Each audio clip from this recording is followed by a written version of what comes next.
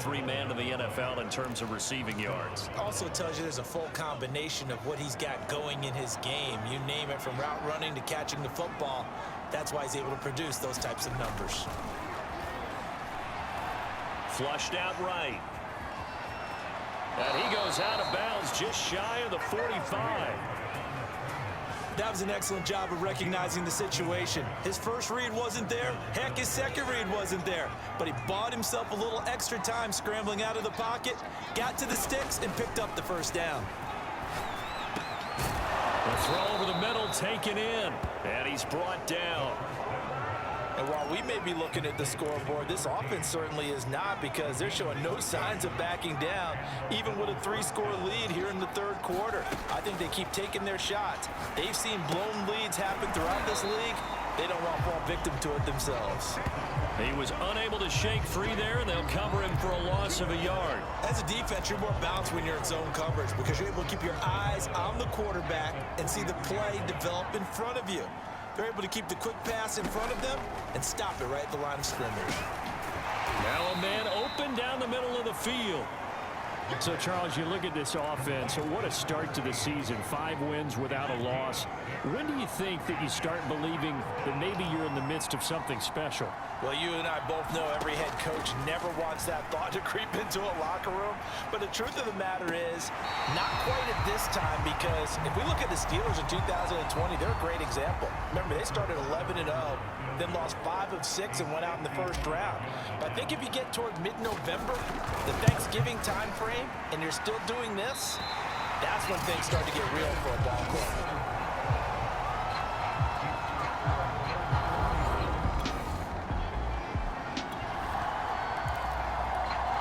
So this offense will head back out there, already in excellent field position thanks to the interception. He'll look to throw. He's going to take a shot right away for the end zone. And oh, it'll be intercepted. Picked by Ronnie Harrison. And the Browns are going to take possession here. I be looking for him to step up, and they be moving back. Well, don't look now, but they've got a little bit of a battle on their hands again. Back to a 2-score game. The interception that led to a touchdown. You'd have to think they're a little more careful here if they do indeed try to throw the football. Yeah, and I was a little surprised by the last throw. You know, that type of throw with this type of a game, I'm going to be very careful about it. Maybe the only throw you make is maybe a toss to your halfback or something like that. Otherwise, take care of the thing and finish this bad boy off. So the incompletion, and now it's 2nd and 10, again from the 25-yard line.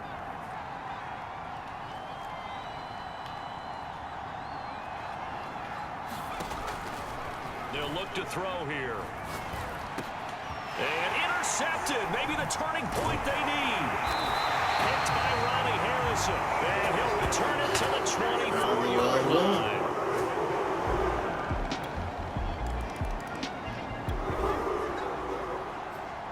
So the football will be at the 25-yard line as this offense gets set to take over. Trying to shake off the interception from the last drive. He'll look to throw. And he whips that one incomplete there. I know he was trying to get the completion downfield, but the way this game has gone, with a few of the runs he's made along the way, he should have kept the ball and taken it with his feet downfield. That's the big play that shreds the defense. Instead, he thought to himself, I'm a quarterback, I've got to throw it. He bailed out the defense with that incomplete. And he can't get rid of it. He's taken I don't know why I didn't throw it to him. I didn't see him. In there to get him. It's a loss of 5. Now on 3rd and long, they'll look to throw. And he's got his big tight end here.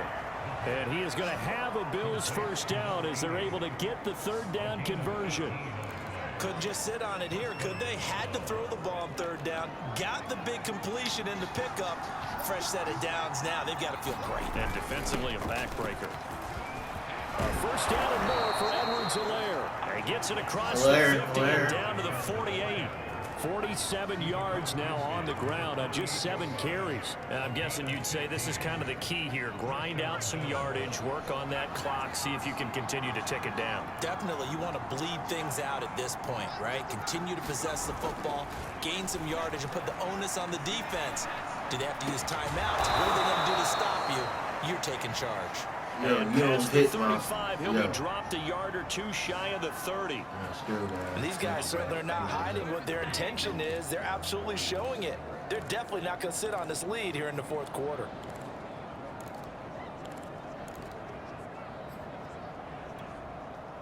So signs of life in what's been a dormant offense in this second half. Here's 1st and 10. They'll look to throw. Escaping the pressure right. And he's got his favorite target yet again. It's complete. Tell you what, he's been able to put the ball in some tight spots all game long. That throw, no different. Yeah, a lot of people would call it a gutsy type of a throw. I think he looks at it as, I can do it, so it's not that big of a deal to me, and I'm going to keep firing. Zone on 1st down, but it winds up incomplete. I think that was good strategy there, trying to go right back to him after the last completion. But this time, the defense was all over him, and they got there to break that one up. So now 2nd and 10 after the incompletion on 1st down. Now Edwards-Helaire. He's down inside the 10 to the 8, and it comes on a gain of 8. The recipe's pretty simple, I think, right? Just give your superstar the ball, continue to feed him. Yeah, don't overthink this one, right? Make sure he's touching the football, but you're also counting on his intelligence in playing the game as well. If it's not there, don't force the run. Just make sure you hang on to the football and keep the clock ticking. Flush to his right, and he is going to go down. Back at the 11-yard line. They'll break the huddle here and go for it. This is 4th down. He'll drop to throw. Steps away, and he can't find a receiver, and he's brought down.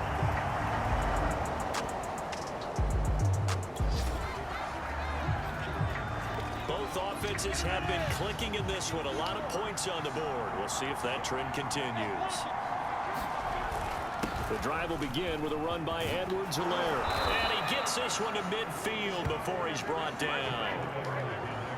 Well, it is our business to analyze what we saw out there, and on that play, I saw a defense staying in base, not taking a chance, not blitzing, in a situation where they absolutely need the football back. That's either a case of overthinking it or not thinking it through. If you do blitz, do you have to be careful about where you're coming from, or are you just coming from all angles? You have to be careful about where you're coming from, obviously, but at this stage, you have to take a few chances as well. This is something you got to be wary of defensively. I mean, just because they're in the mode of trying to burn some clock doesn't mean they won't pass it, and they got good yardage out of that one. Yeah, and really, when you're looking at it, now they've got a fresh set of downs. Look for 2nd down. If they want to take another shot and try and loosen things up, that'd be the time to do it. They'll let this go for the end zone. And that is caught. Touchdown, Buffalo. A great play there. His 21st touchdown of the season. And the Bills add on to their lead, and it's looking like that win streak is going to extend another week. But that's certainly... The Bills come to the line to start their next drive. After the touchdown we just saw, we have a brand new ball game. And now look at the situation. You got plenty of time on the clock. Defensively, they have 3 timeouts. So do you run the football here, or do you throw it? I think you have that full conversation with your offensive unit, and you tell them, here's the situation. They've got all their timeouts, so we are not going to play this conservatively. We've got to attack them. We've got to make them use those, gain the ground that we need in order to put this game away. If you think we're just going to run it 3 times and punt it, you've got another thing coming. Yeah, and by the way, also the 2-minute warning in play, so essentially 4 timeouts left. They have to be aggressive here. So it's Bills football here as we get you reset. They've got a 1st and 10 as they look to try and finish this one off. And now right out of the 2-minute break, we'll get a timeout used defensively with 1:56 to go. So they come up on 2nd down, and they can get another run like we just saw. Would likely put an end to this thing. They'll try and run some clock here as they keep it on the ground. And he'll go down right around the 47 this time. Whistles now and a timeout. So defensively, they burn it here with 1:51 left. And not totally home free yet, but it's looking good as they come up 1st and 10. They'll run here with Edwards-Helaire. And he'll get it down here to the 43. The Browns will quickly use their 3rd and final timeout as they'll talk things over prior to this upcoming 2nd down play.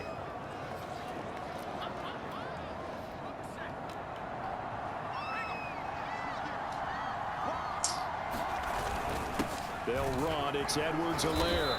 And the stop here will come at the 38-yard line. I have to chuckle to myself a little bit, Brandon, because right now I could be in that huddle with that offensive line.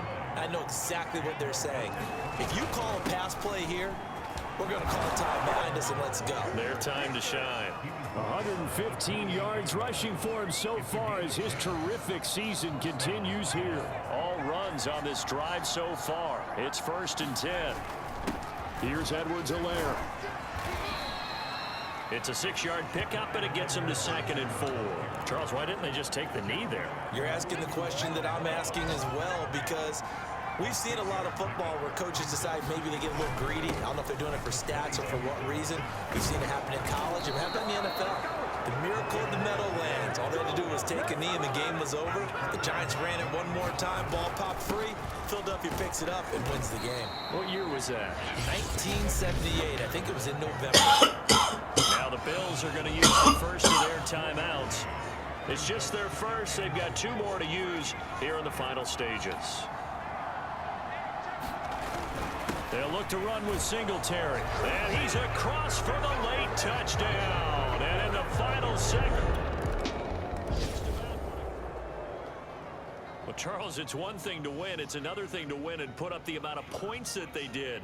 Boy, were they clicking on offense. They can't help but feel great about themselves, can they? I mean, what a game to put up that number of points, continually feeling like they're moving the ball and things are working and clicking.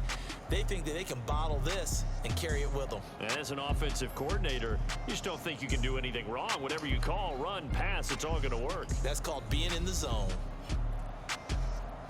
So for the Bills, they remain as hot as anyone, 6-0 now through the first month and a half. And they'll return home next week to take on the Cincinnati Bengals.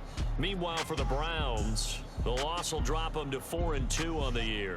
And they'll be on the road next week for a matchup with the Baltimore Ravens. So that'll do it for my partner, Charles Davis, and the best darn crew in the industry. I'm Brandon Gaudin. This has been a presentation of the NFL on EA Sports. So long, everybody.